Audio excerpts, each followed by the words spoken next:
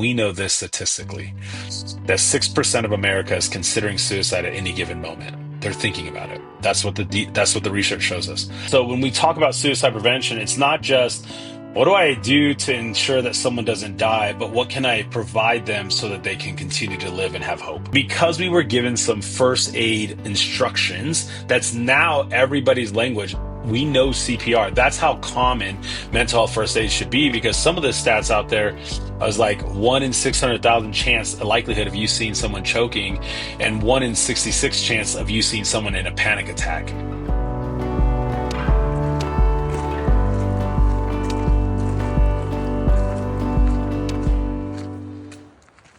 Well, hey, David, I'm so glad that you joined us today. Ah, such an honor and a privilege to be here. Appreciate it.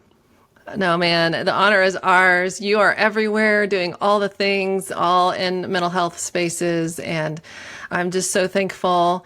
And I know one of the things that you're the most known for is as a presenter, and I'm sure you can give this a better title, but you train in mental health first aid.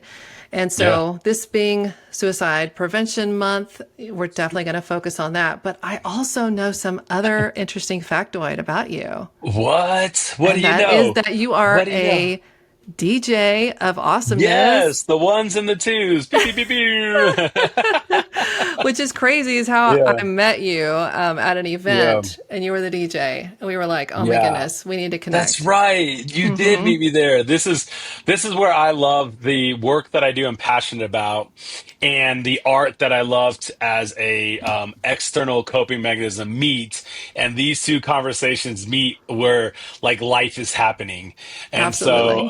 wow, what a great recollection. I appreciate you sharing that. Love that. So, we're just really excited to have you today. And I think what we're already trying to do is, yes, we're going to talk about suicide and preventing it. We're going to talk about mental health issues, but this conversation doesn't need to leave us kind Right. of in the dumps. It doesn't need to leave us sad. Actually, we could leave Yes. hopeful, Yes. right? Without having to like tie a bow Right. on Right. top, right? Right. This conversation, where I like to leave it, is this. It's not so much in the place of saying how can we prevent someone dying, but how can we help people live? How can we help Ooh, position I love that. individuals to live more and live often and live to its fullest? And so when we talk about suicide prevention, it's not just what do I do to ensure that someone doesn't die, but what can I provide them so that they can continue to live and have hope? And that's really where I'd love for us to even land and think about suicide prevention in that way of what we can do with that and how that can work for us. I love that so much. And this, ladies and gentlemen, is why David is in demand all year long to come and do workshops on numerous topics all over at least this part of Colorado and probably Yeah. elsewhere. I was, Are yeah, you I actually elsewhere? will be in California here shortly, doing some more presentations and training out there. But I'll be in Wyoming. I'm doing some stuff for a diocese out there. And so, yeah, I travel across Ooh, the I love that. country doing different presentations that are being called upon around this particular topic for either businesses, churches, and or schools in the community. That's so cool. Yeah. So cool. Okay, so why suicide prevention? Like where, let's start there. Like Yeah. how did you get interested in, serving folks in this way? Yeah, so this is about 2016 in our community. We had 10 students die by suicide in 2 weeks. And we saw this diffusion happen that really called upon the work that I was doing to say, let's get involved. Like, how do I get involved in being a beacon of hope in those situations? And began the process of identifying what was available, what was going on, and then what ways could we help and serve along these particular initiatives. Shortly after hearing about a particular work group that was going on, I began knowing about a thing called Youth Mental Health First Aid. It's this program certification. And I decided that I would be an instructor to really speak to our faith community, primarily youth pastors and youth leaders within our community that had somewhat been associated with a lot of these death by suicides of our students. And through that process began the passion of unfolding this idea of what is hope and how do we provide that for individuals? And along the way, learning the craft of more facilitation for other programs that work with suicide prevention.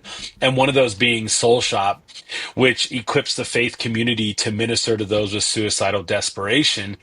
And what I learned with that is that there was actually a quote that was made by a former U.S. Surgeon General advisor that said, "If people die by suicide for many different reasons, but it often comes down to two: a loss of hope and a loss of social connection." And because of my faith background, it continue on. The quote says, "And if the Church of Jesus Christ can't do anything about those two, it might as well close its doors." Like this was like how, and I was like, yes, like you would have thought that it was my Braveheart moment when I heard that, because I was like, yes, like this is it. Like this is why I do what I do. And so that began the passion. And often I will tell people I got involved accidentally on purpose. This is not a thing that I found. This is not a thing that like I desired. It was just the work that I was you could say called to in that process. And so that began the passion. Had a sibling with a suicide lived experience, and then I've had friends that I've lost to suicide, and so a suicide loss survivor with friends and some family members as well. And so those just began the impetus for me to say, I don't want families and I don't want parents and friends and coworkers to feel that loss. And so that began the passion and stirring inside of me for this. Wow, that's I love that you took your passion and you did something with it. Yeah. And the God piece in here that I love is that like God's already gifted you to be a speaker. You know, Mhm. he's already gifted you to like motivate people and inspire people and keep their attention Yeah. and provide content and like learn things. Like he's gifted you to do all of that, and you get to do that in your gifting on this, which Yeah. is your passion. And so it's a beautiful marriage Yeah. there. And when those two worlds collided, it was like a light bulb. It was like Yes. just finding that jet stream and being able to take that ride. I love that. Well, one thing that's coming to mind already is, when you're talking about mental health and trauma, language is important. Ah, How yeah. we communicate, what we say, how we say it. And so, what are some like language pieces around suicide prevention that really need correction? What are some ways that we say things that Yeah. can be hurtful to others when we're just talking about suicide? And I heard you already Yeah. saying, lost by suicide, like all those kinds of things. So teach us, like, what are some things we need to correct in our vocabulary? Yeah, and this is interesting. First and foremost, I want to make sure that we correct the idea that if I talk about it, that means that someone be start thinking about it. Like, I just want to make sure and correct that. Just because I talk about a certain specific topic does not automatically mean that people will think about it, specifically here with suicide. So Excellent. the thing that I want to encourage is that we must talk about it more. Now, when we do talk about it, there are ways that are healthy to talk about it. There are ways that are prescribed to even talk about it, whether that's death by suicide or died by suicide or took their own life. That's what we will call that, versus using language like committed, completed, or even successful. Those can carry some connotations that are not helpful to this conversation. You don't want success associated with this type of topic. We don't want it to even be completed. It's a checklist. We really don't even want the idea of success of committed, because it carries both criminalization as well as religious connotation. So we commit burglar, homicide, murder. We don't commit suicide. We die by suicide. And so to create honor and respect to the individual that has been lost, we use that language. With a semantic usage of the attempt side, we say suicide attempt and not attempted suicide. And that's particularly because you'll hear it again with criminalization, attempted burglary, attempted homicide, or attempted. Those are things that we want to make sure that we reduce the understanding that suicide is not a crime, but actually someone's plea and actually someone's potential understanding that the world would be better off without them. Yeah. Because I hear this often that like, oh, this is a selfish act. And often individuals that end up dying by suicide or choosing that believe that the world was better off without them. They were actually thinking more about you than themselves because of that process. So that's some helpful Yeah. languaging around this topic that I would encourage. The other side of that, I would also say, is more of a precursor. So if individuals are experiencing some type of challenge, a mental health challenge, we don't put the mental health challenge, whether that's depression, anxiety, bipolar disorder, prior to the individual. We call this person first language, where we would say the person is living with or journeying with or navigating this particular illness, not the bipolar person or the whatever the illness is, because we know in our English language, whenever there's an adjective describing a noun, it carries more weight than the noun. And we want the person to carry more weight. The humanity of that individual is more important to me than the illness that they're actually journeying with. And I don't use things like struggling or even wrestling with. They're more defeated terminology. I want to use things like journeying or they're living with. I want this hopeful idea that says, hey, they're going to navigate this. It's going to take some work, but yet not that they're just every day struggling with this idea. Wow, I love that. And I love the difference between attempting, like the verbiage of attempting suicide versus a suicide attempt. That takes the Yeah. verb out of it Yeah. and makes it it just feels a little less like there's less intent Yeah. there or And just individuals now that have experienced that feel less stigma, they feel less shame from that. And we need to remove that shame and stigma so that they can continue the absolutely. healing journey that they're in. Even with individuals that have lost a loved one, we use the language suicide loss survivor. With that language, you're a suicide loss survivor. I'm a sibling suicide loss survivor. This helps put in context versus having to tell everyone my child or my friend, like per se, committed suicide. We will say, no, I'm a suicide loss survivor of a son. Yeah. Wow. Yeah. I hope everybody's taking notes because I know I am. This is good, good, good stuff. So, like, share with me some of the numbers in terms of how many of these mental health first aid or youth mental health first aid, like how many of those specific workshops do you do in like a year and just nationwide? Like how many do you do, and then how many other trainers are there in the world? Just we just want to get our heads around like who all's doing this out there. Yeah, so there are close to 3 million, I think was the number recently said, or more that have been trained in youth mental health first aid nationwide within the United Wow. States. The goal is to have one out of one every 15. Like that's the goal, like having every one out of 15 individual to be trained in this particular product. I want us to think about it as the context of like CPR. And the CPR came around in the 1960s, and this was something that was given two prominent things of like, we want to give you the staying alive, and the Heimlich maneuver. We want to give you those two things, and we want to do that because we will reduce death if we can do that. Yeah. And I often liken mental health first aid to the idea that what if we had a world with no CPR? And people will say, well, we'd have more dead people. And I will say we have more filled rooms of ER just for a Band-Aid. So because we were given some first aid instructions, that's now everybody's language. We know CPR. That's how common mental health first aid should be, because some of the stats out there was like 1 in 600,000 chance, a likelihood of you seeing someone choking, and 1 in 66 chance of you seeing someone in a panic attack. So we have people ready for this potential incident of choking on a physical level, but are we truly ready for someone that's experiencing a panic attack? And that's why mental health first aid. I've last year for the state of Colorado trained the most mental health first aid individuals in the state, and was awarded that, and previously even awarded as mental health first aid instructor of the year. But I see close to 12 to even 20 of those mental health first aid trainings annually, and I do them at large levels. Most recently, experienced this with two high schools and a middle school, and trained with other instructors, coordinated an event to train 186 teachers for this product in a school to assist students to recognize signs, symptoms, risk factors, and protective factors for these young people.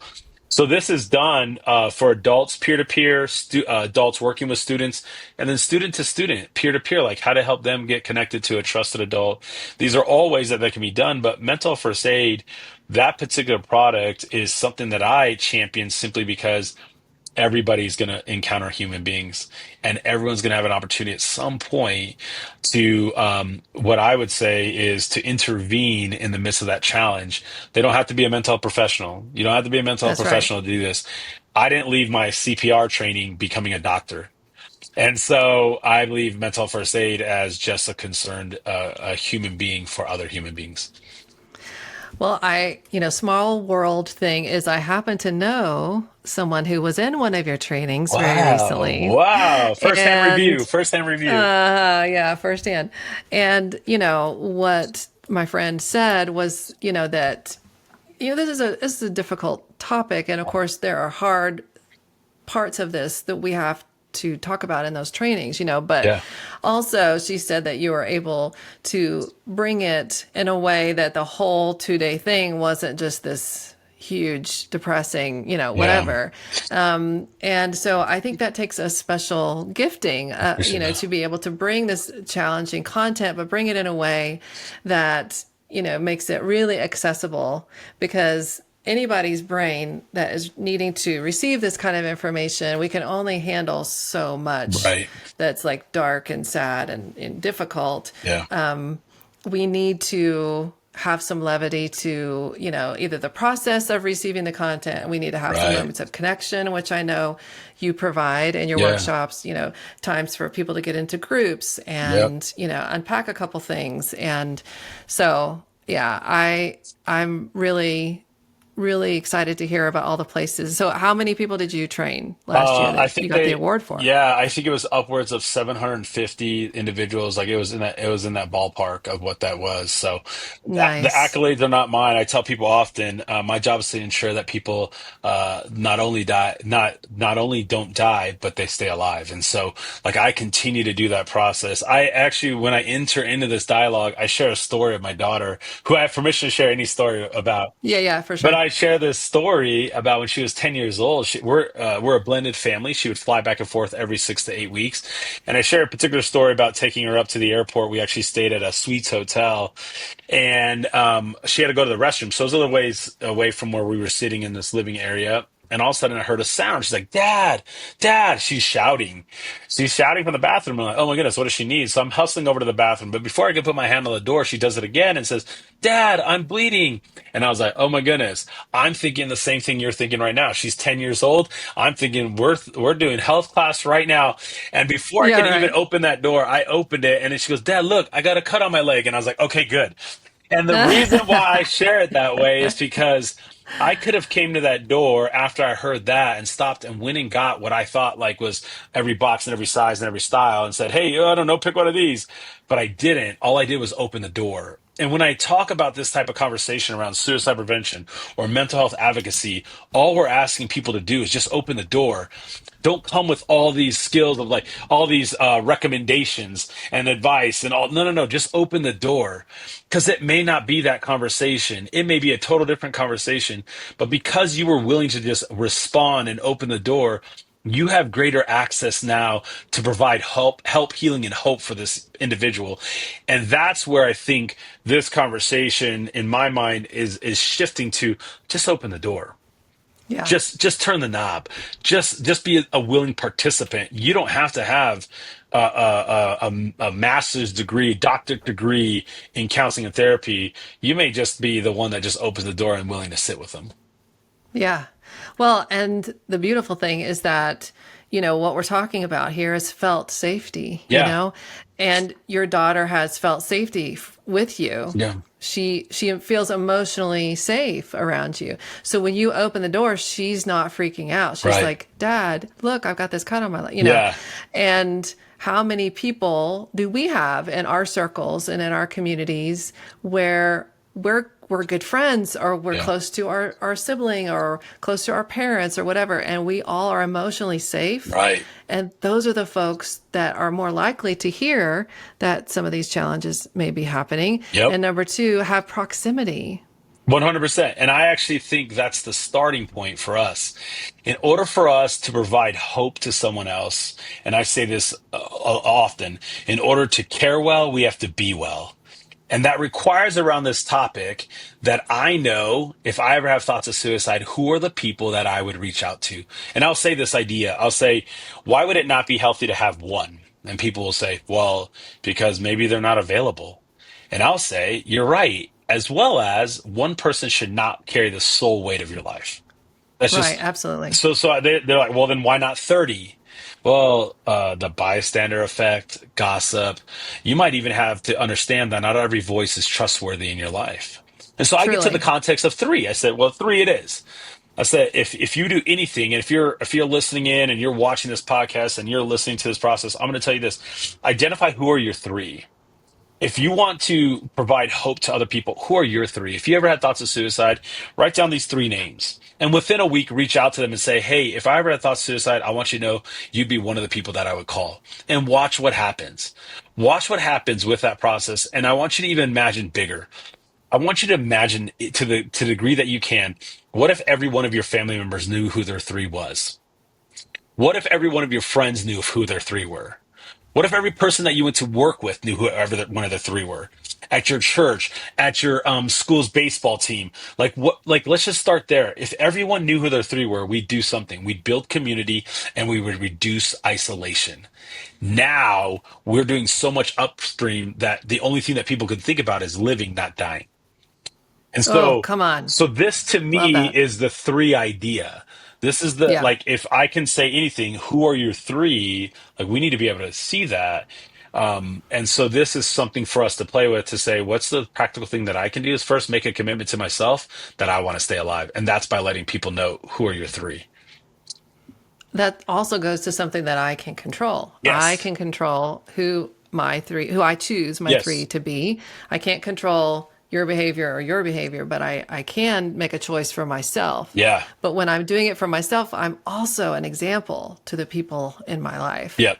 Yes, and this right? this this continues the ripple effect of removing isolation, increasing belonging, decreasing a sense of loneliness, and increasing community. Like this, you start to see the things that are the perpetuators of suicide being decreased and then increasing all those protective factors.